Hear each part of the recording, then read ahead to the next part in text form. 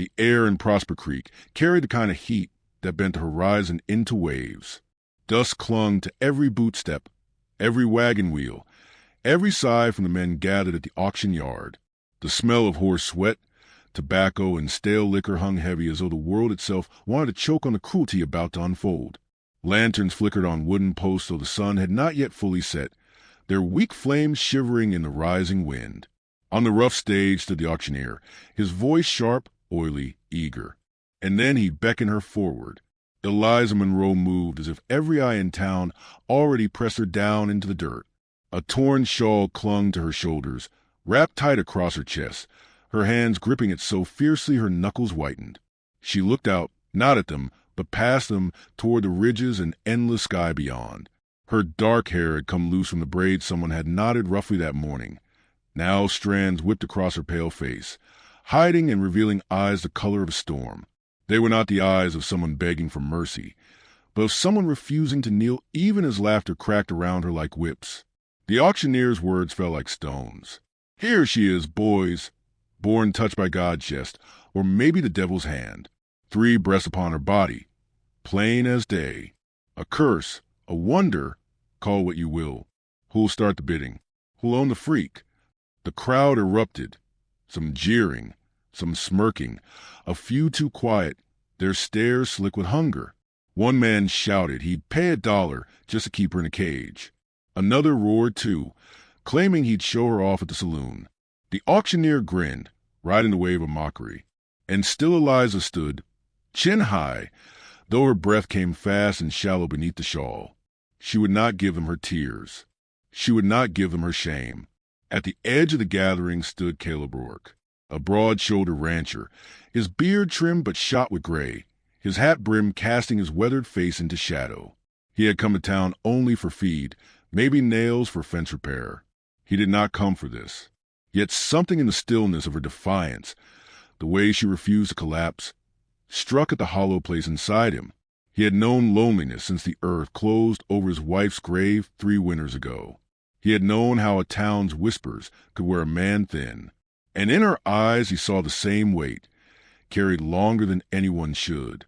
The bidding climbed not with desire but with cruelty, each voice sharper, uglier. Caleb's hand rose almost against his will. 10. The word cut through the din like a gunshot. Silence rippled outward. The auctioneer faltered, then slammed his gavel, eyes wide. Sold. To Caleb Rourke.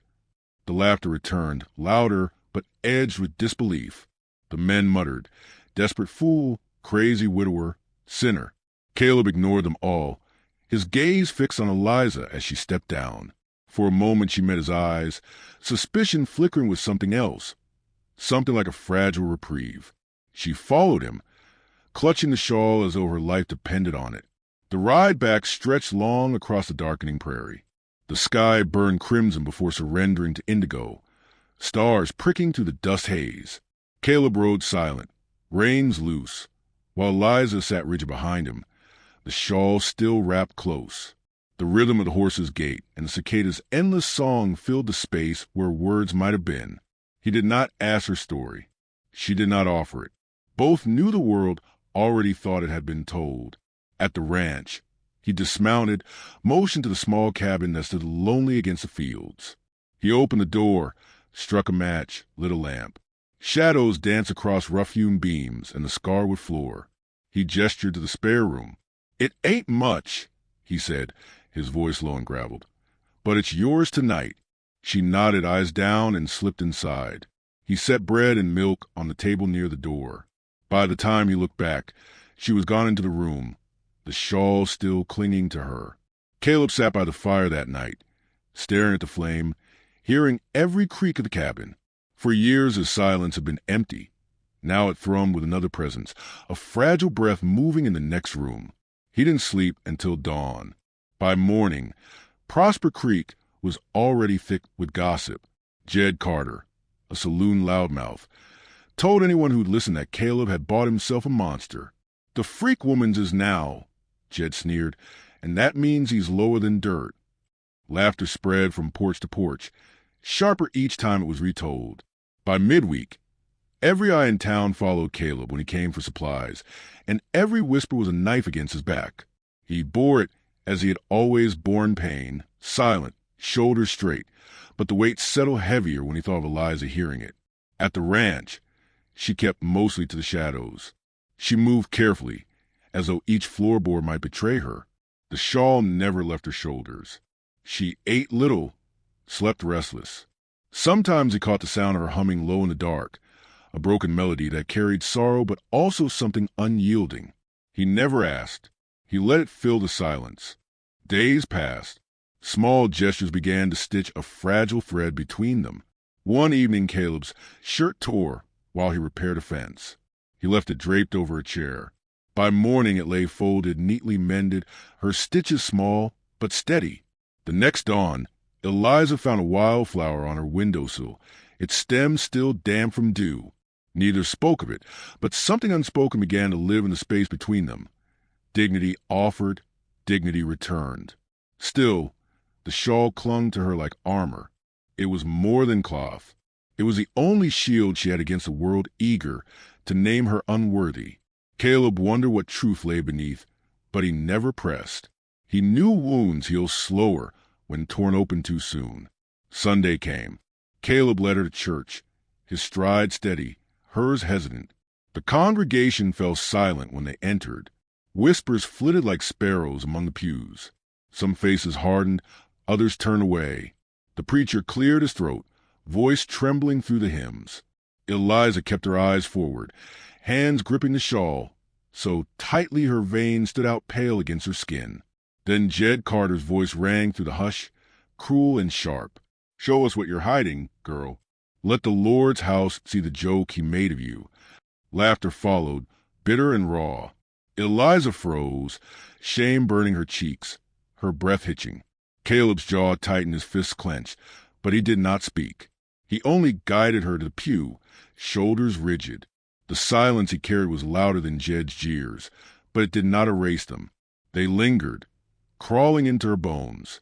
They left before the sermon ended, walking back in silence heavier than stone. Eliza's eyes shone with unshed tears, her hands trembling as though she could not hold the shawl tightly enough. She believed she had ruined him by her presence. Caleb believed he could no longer endure what the town did to her. That night, a storm broke across the prairie. Thunder cracked the sky. Rain lashed the windows. Lantern flames guttered. Caleb heard her cry out, faint but sharp with fear. He climbed the narrow stairs and found her collapsed on the bed, fever burning her skin. Her grip on the shawl loosened as she trembled. When he reached to steady her, the fabric slipped away. In the wavering lantern light, the truth lay bare.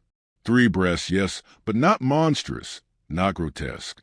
Simply flesh, soft and human. A body shaped by fate yet alive, warm beneath his hands. Caleb's breath caught. His hands hovered, callous and trembling, not with disgust, but with something deeper, tenderness, awe, grief for every cruelty she had endured. Eliza turned her face away, tears streaking her cheeks. "Now you see," she whispered, voice breaking. "Now you know why they cast me out." The storm howled to the rafters, thunder splitting the night. Caleb's throat tightened, words caught there like thorns. He pulled the shawl gently back across her shoulders, tucking it close. His voice came low, steady as the earth beneath them. "Ain't nothing here to shame." Her sobs shook the silence, but for the first time they carried a thread of relief. She did not clutch the cloth tighter. She let it rest, her hands loosening, trembling not with fear, but with the fragile possibility of trust. Caleb sat beside her, the lantern light flickering across his face, the storm raging beyond the walls. He knew the world outside would not soften. He knew gossip would cut sharper than any blade. But within this room, something had shifted. The air between them thickened with more than fever, more than storm. It hummed with the question of what he had truly bought that day at the auction. Was it salvation for her, or a secret that might consume them both? The lantern sputtered, the storm roared, and Caleb's hands, steady against the reins of wild horses, now trembled where they rested by her side.